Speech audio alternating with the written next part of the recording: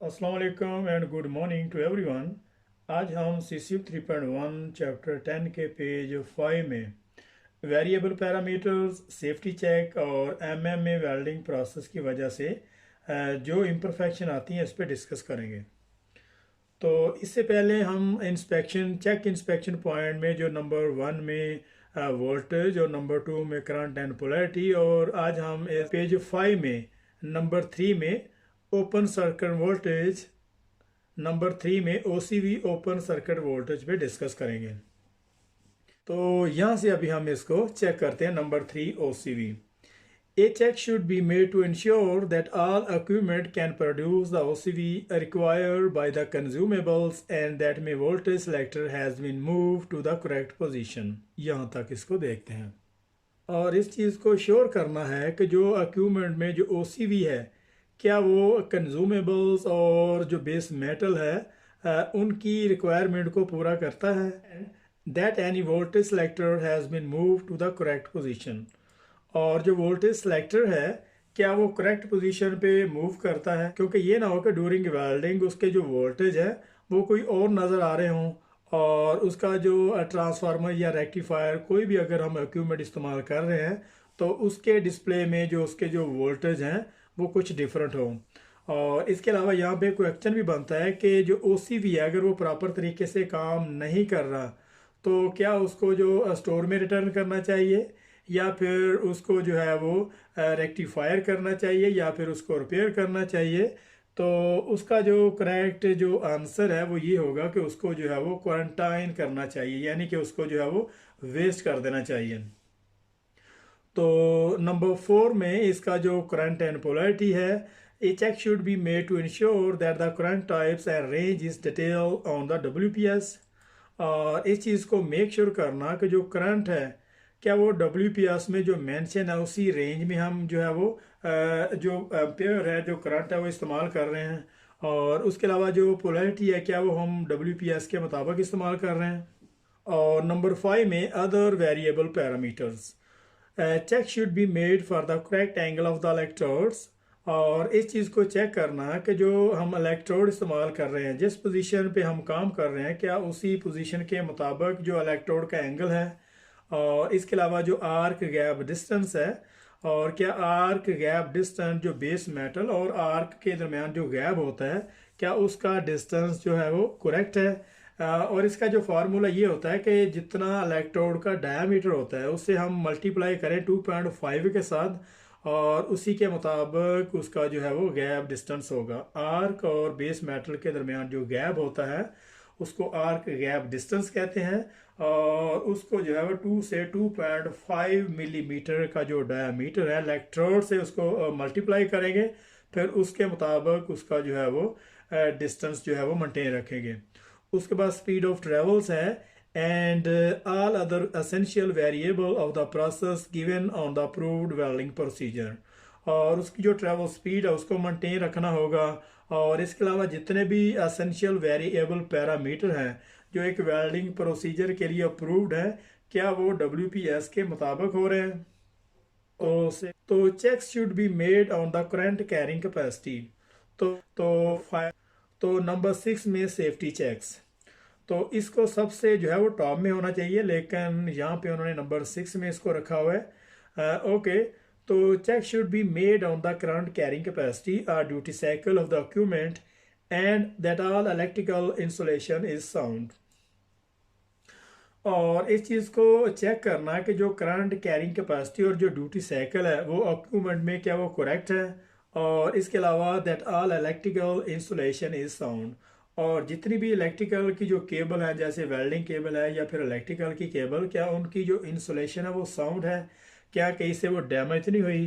तो अगर तो वो इलेक्ट्रिकल की जो इंसुलेशन केबल है कहीं से डैमेज होती है तो उसमें बहुत सारे जो स्पार्क हो सकते हैं, और वहाँ पे जो है वो फायर भी होने का चांस हो सकता है। तो वहाँ पे जो है वो आग लगने के चांसेस भी हो सकते हैं। तो बहुत सारे पावर स्टेशन, बहुत सारी रिफाइनरी, तो कुछ पावर स्टेशन और कुछ जो गैस रिफाइनरी हैं या फिर इस तरह की जो इंडस्ट्री है यहाँ पे बहुत स्ट्रिक्टली इन चीज़ों को देखा जाता है। A check should also be made that correct eye protection is being used। और इसके अलावा ड्यूरिंग वेल्डिंग इस चीज़ को चेक करना कि हम जो है वो करेक्ट आई प्रोटेक्शन, जैसे वेल्डिंग हेलमेट है, अगर हम वेल्डिंग कर रहे हैं और अगर हम कोई भी कटिंग का टास्क कर रहे हैं तो क्या हमारी जो फेस शील्ड है वो करेक्ट है। When welding and chipping slag, और जब हम वेल्डिंग कर रहे होते हैं या फिर जो है वो स्लैग को रिमूव कर रहे होते हैं ड्यूरिंग वेल्डिंग, जब वेल्डिंग करने के बाद उसकी जो वो क्लीनिंग की जाती है, या फिर अगर हम वेल्डिंग कर रहे होते हैं या फिर जो वेल्डिंग में से जो वो स्लैग है उसको रिमूव करने के लिए चिपिंग की जाती है, तो उस दौरान जो वेल्डिंग हेलमेट है वो मतलब आई प्रोटेक्शन जो है वो होना चाहिए। And that N efficient extraction system, और जहाँ पे वेल्डिंग कर रहे हैं क्या वहाँ पे अच्छा एक्सट्रैक्शन सिस्टम है, जो गैसेस जो फ्यूम्स वहाँ पे बनते हैं उनको अच्छे तरीके से रिमूव कर सके, और जो वहाँ पे जो वेल्डर है वो कंफर्टेबली काम कर सके। Is in use to avoid over exposure to toxic fume and gases. Is in use to avoid overexposure to toxic fumes and gases। और ड्यूरिंग वेल्डिंग जो वहाँ पे फ्यूम्स बन रहे होते हैं वो बहुत ज़्यादा डेंजर होते हैं। बहुत सारे मेटल के जो फ्यूम्स हैं वो तो बहुत ही ज़्यादा जो है वो डेंजर होते हैं और बहुत ज़्यादा ख़तरनाक होते हैं। और अगर हम वहाँ पे बहुत ज़्यादा टाइम वेल्डिंग करने के लिए स्पेंड करते हैं तो वो जान को भी ख़तरा हो सकता है। और इस लिहाज से वहाँ पे जो एफिशिएंट एक्सट्रैक्शन सिस्टम है, एक तो वो करेक्ट होना चाहिए ताकि जितने भी फ्यूम्स बनते हैं, जो बेस मेटल है, इलेक्ट्रोड है, और उसके जो फ्लक्सेस जो कंज्यूम हो रहे होते हैं उस वक्त, और उसी वजह से उसके जो फ्यूम्स बनते हैं उनको अच्छे से वहाँ से रिमूव होना चाहिए ताकि वेल्डर जो है वो कंफर्टेबली वहाँ पे काम कर सके। तो यहाँ पे अभी हम इसको स्टार्ट कर दें। A check should always be made to ensure that the welder is qualified to weld the procedure being employed. और इस चीज़ को श्योर करना कि जो वेल्डर काम कर रहा है क्या वो उस टास्क के लिए क्वालिफाइड है। फॉर एग्जांपल अगर कोई एमएमए वेल्डिंग प्रोसेस का जिसने टेस्ट लगाया तो वो टिक वेल्डिंग प्रोसेस कर रहा हो, और इसी तरीके से अगर कार्बन स्टील मेटल का क्वालिफाइड है तो वो दूसरे नॉन फेरस मेटल जैसे कॉपर, टाइटेनियम अलॉय वगैरह या स्टेनलेस स्टील है उस पर अगर काम कर रहा हो तो उसके अगर वो स्मॉल डायमीटर का जो क्वालिफाइड है तो वो बिगर डायमीटर में काम नहीं कर सकता। ये चीज़ें चेक करने वाली हैं। उसके बाद टिपिकली वेल्डिंग इम्परफेक्शन है। आमतौर पर जो एमएमए वेल्डिंग प्रोसेस में जो इम्परफेक्शन आती हैं उसमें नंबर एक में स्लैग इंक्लूजन है, और नंबर 2 में पोरोसिटी है, और नंबर 3 में लैक ऑफ रूट फ्यूजन और पेनिट्रेशन है। तो नंबर 4 में अंडरकट, और नंबर 5 में आर स्ट्राइक, और नंबर 6 में हाइड्रोजन क्रैकिंग है। तो सबसे पहले हम बात करते हैं नंबर 1 में स्लैग इंक्लूजन की।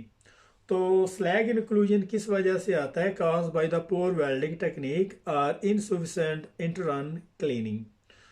तो एमएमए वेल्डिंग प्रोसेस में जो स्लैग इंक्लूजन आती है वो आमतौर पर वेल्डर की जो स्किल की कमी की वजह से, या फिर ड्यूरिंग वेल्डिंग अगर हम उसको प्रॉपर तरीके से क्लीन नहीं करते।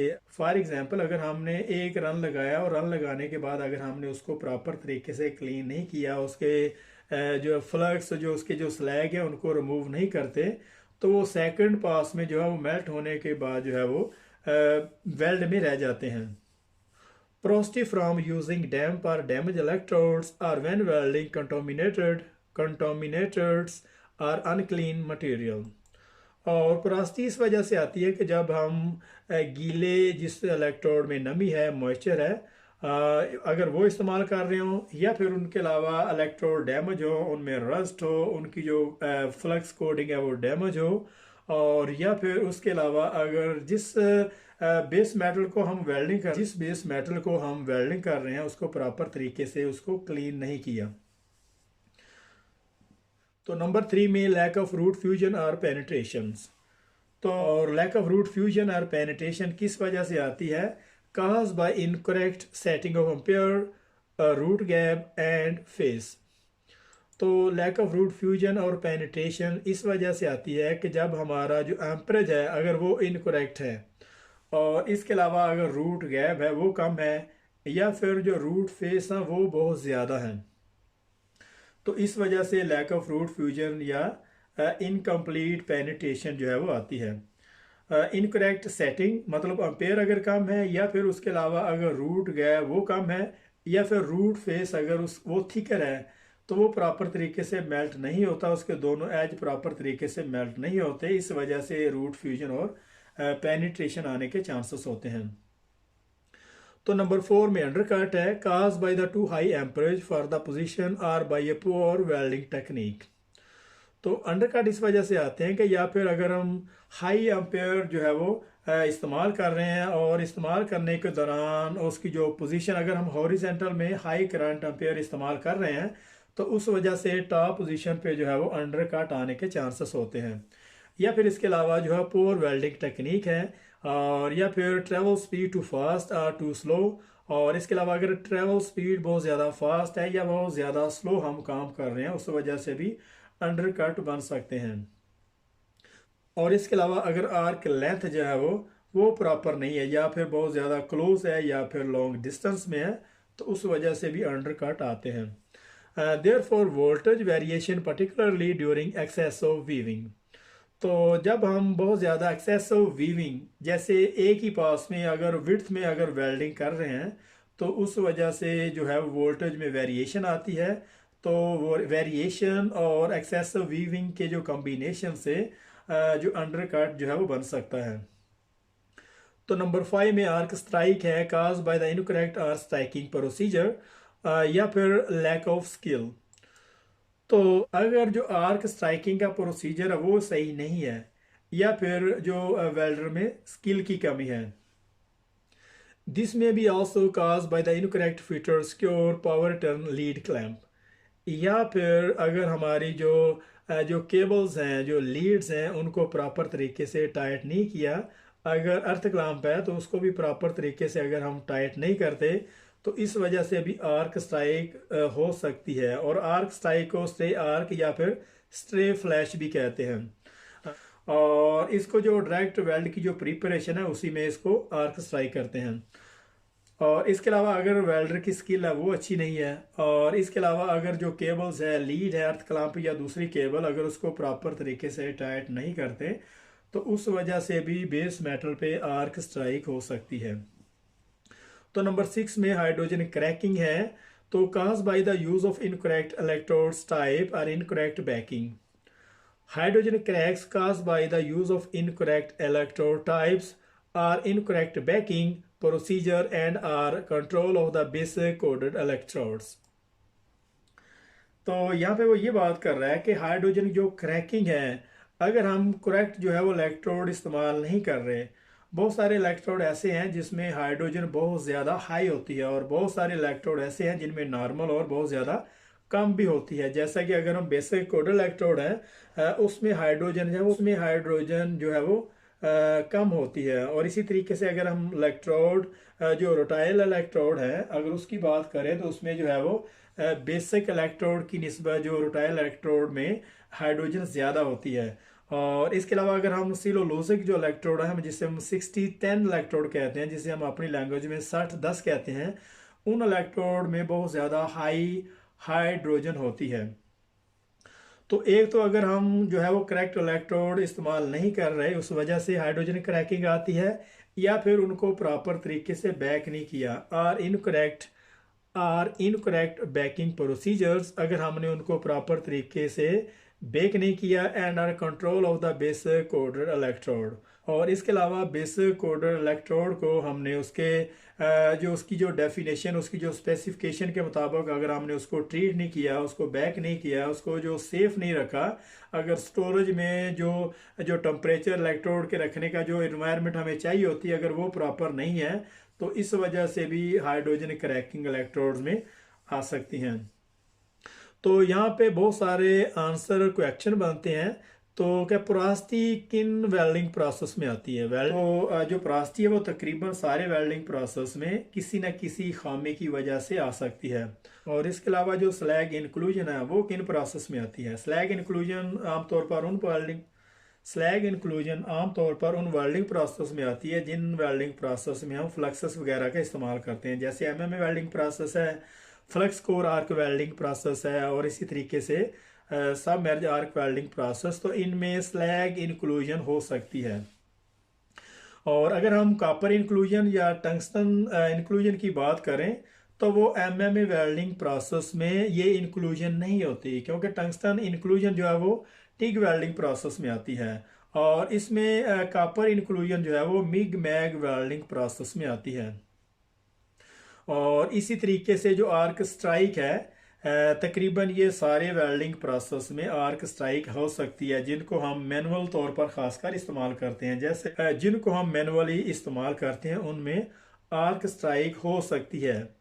और उसके अलावा हाइड्रोजन क्रैकिंग है, और ये किन वेल्डिंग प्रोसेस में आती है? हाइड्रोजन क्रैकिंग जो आमतौर पर उन वेल्डिंग प्रोसेस में आती है जिनमें फ्लक्सेस वगैरह का इस्तेमाल हो रहा होता है, जैसे कि एमएमए वेल्डिंग प्रोसेस है, और flux core arc welding process है, और सब मैरिज आर्क वेल्डिंग प्रोसेस। तो सबसे ज़्यादा जो कम हाइड्रोजन है वो टिग वेल्डिंग प्रोसेस में आती है। तो यहाँ पे हमारा 10.5 का जो चैप्टर था यहाँ पे ख़त्म हो रहा है। तो मिलते हैं नेक्स्ट पेज में, तब तक के लिए अल्लाह हाफिज़।